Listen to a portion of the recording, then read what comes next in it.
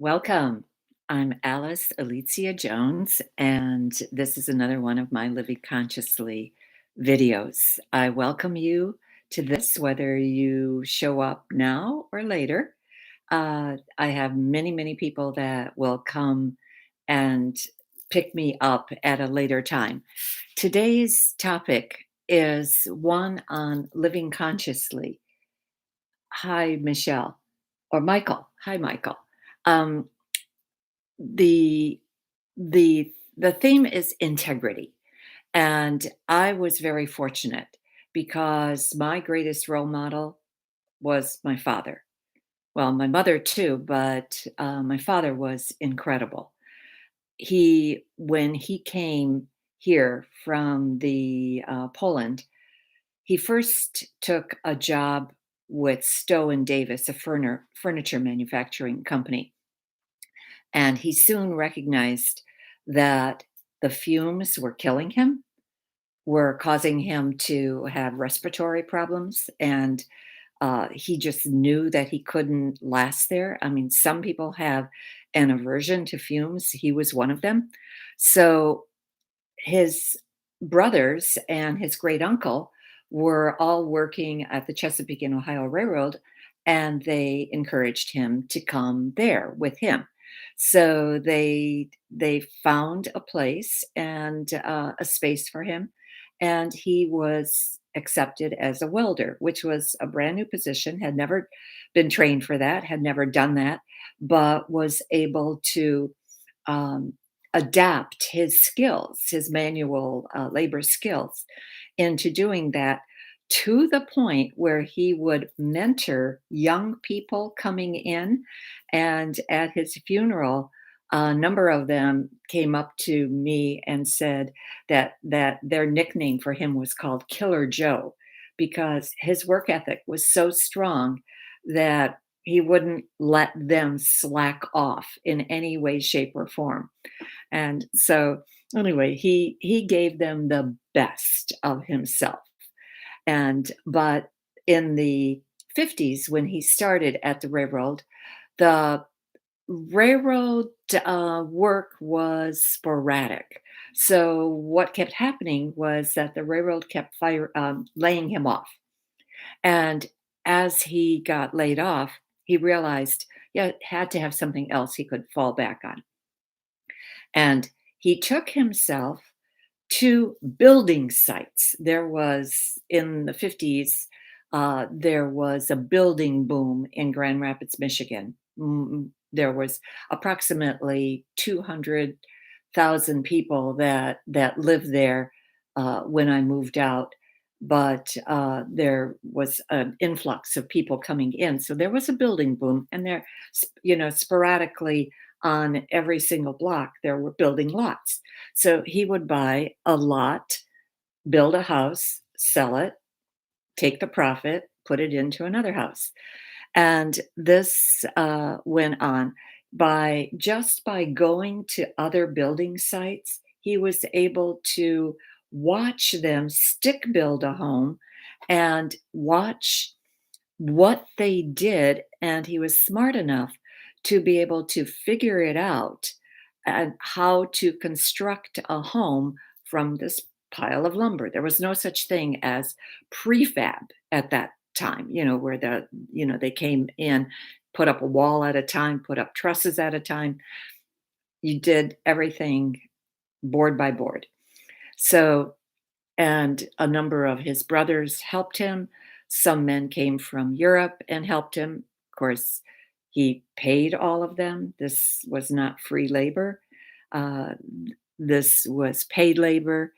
And but what happened in the 50s too was there was one point that the price of lumber doubled. And the house that he had was in the process of constructing. He would only construct one house at a time. The house he was in the process of constructing, literally, not only at some point did he break even on the price that he had quoted to the sellers, but in I think at the end, he actually had to take $1,000 out of his own pocket to finish the house.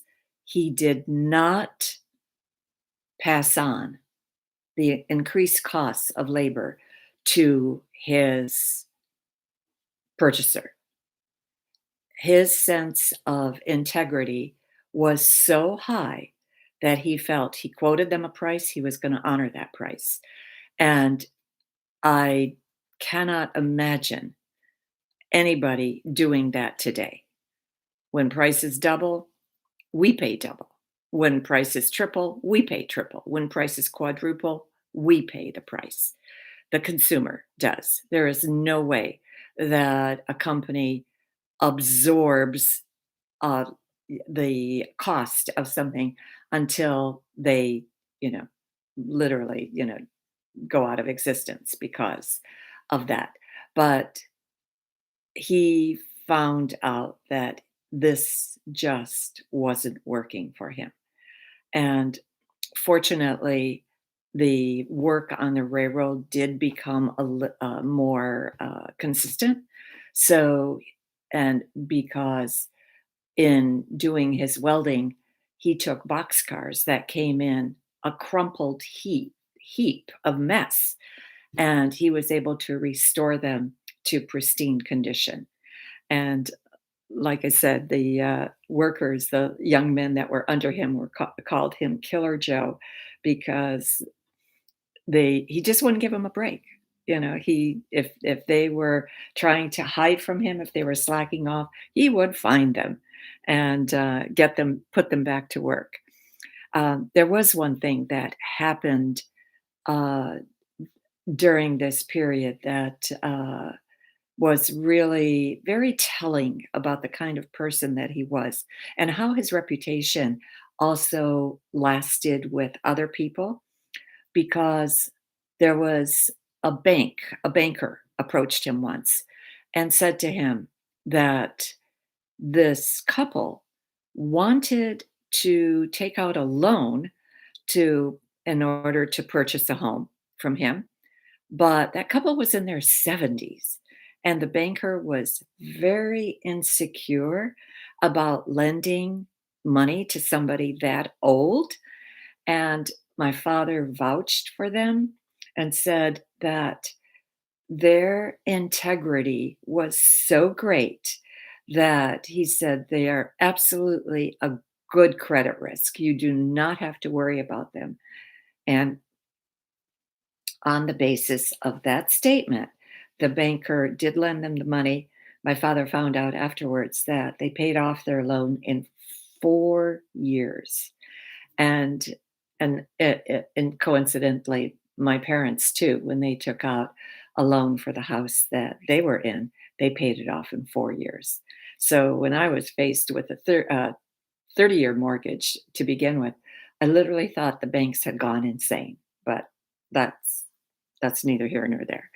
So anyway, they their sense of integrity was passed on to their children, and it certainly made a huge impression on me and on, I know, my other sisters, that we just feel that no matter what, we're going to honor.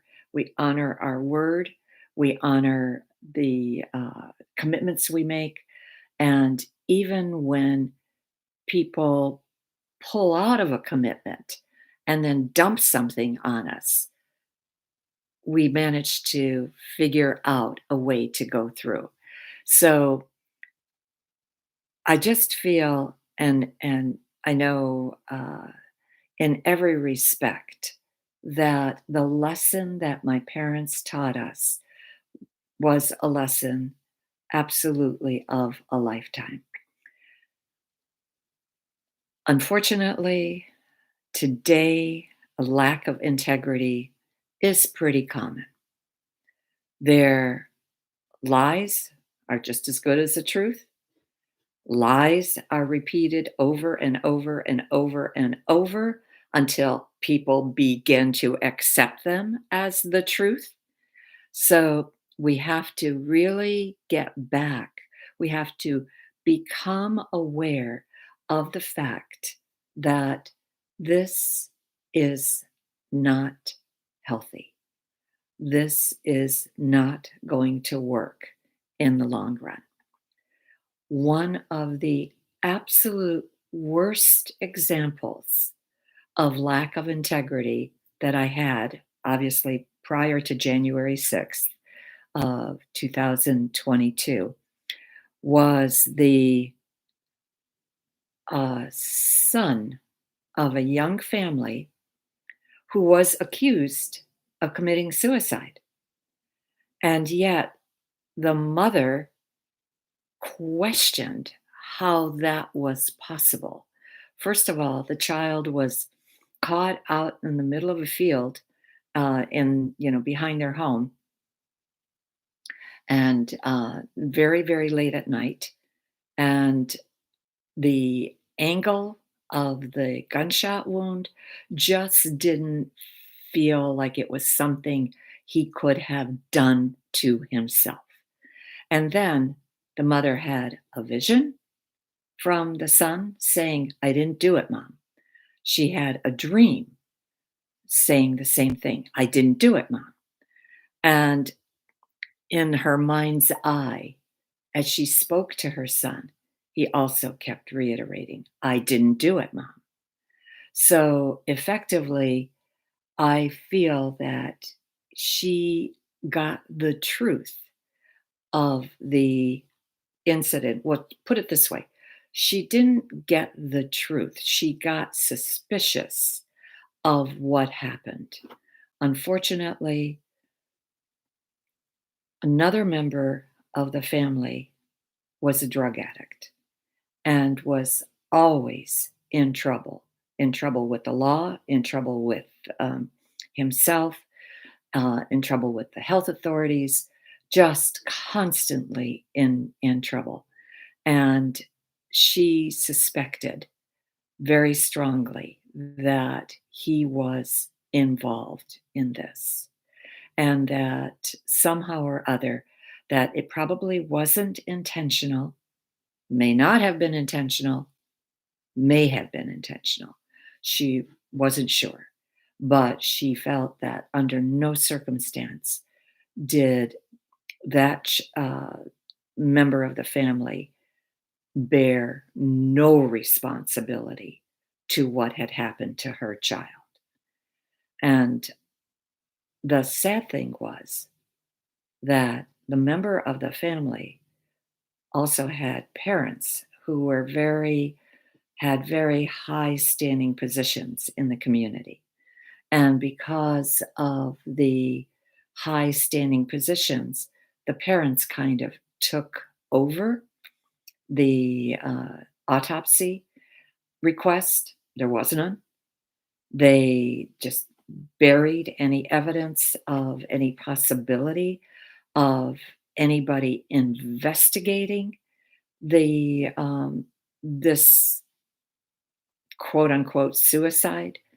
So they were um, she was left absolutely feeling like this she does not did not know how to go about bringing any kind of justice for her child. She felt, because of the town she lived in, because of their standing in the community, that and the fact that it felt like law enforcement was against her. It felt like the hospital wasn't cooperating with any requests she made for an autopsy. Um, she just felt that she had absolutely nowhere to go. And when I talked to her about it, I also just had a vision in my mind's eye where the young man just stood in front of me, shaking his head and just saying, "I didn't do it. I didn't do it."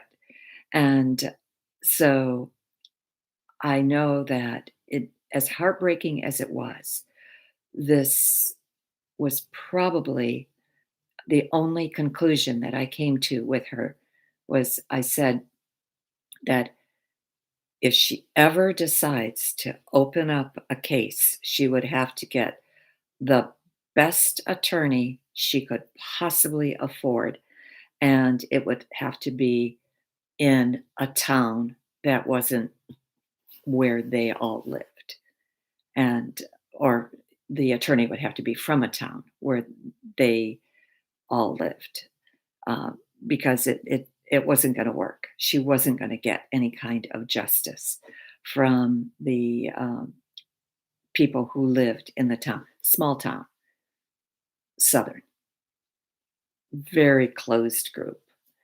So anyway, and now I'm just going to end with this. You have the ability yourself to bring complete integrity to your life by evaluating what is being said to you, what is being touted as the truth, because there is a mechanism inside of you.